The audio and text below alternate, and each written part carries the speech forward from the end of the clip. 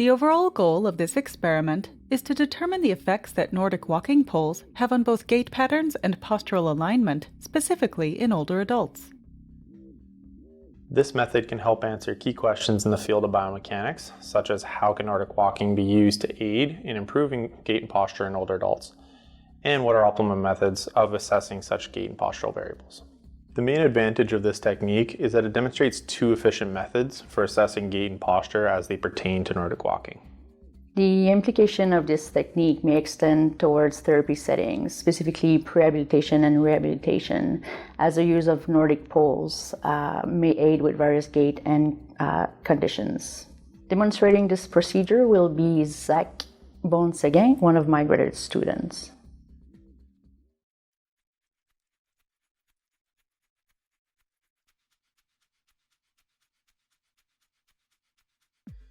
To begin, provide each participant with a set of poles and instruct them to stand tall.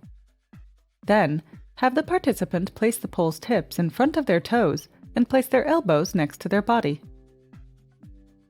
Instruct the participant to lengthen the poles until their elbows form an approximate 90-degree angle next to the body.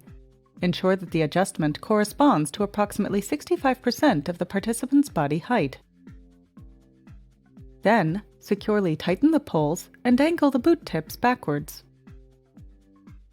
Before securing the wrist straps, instruct the participant in correct body posture by having them place their poles behind the lower back and stand tall. Also ask the participants to stand with their chest tall and the shoulders relaxed. Then, have each participant secure their wrist straps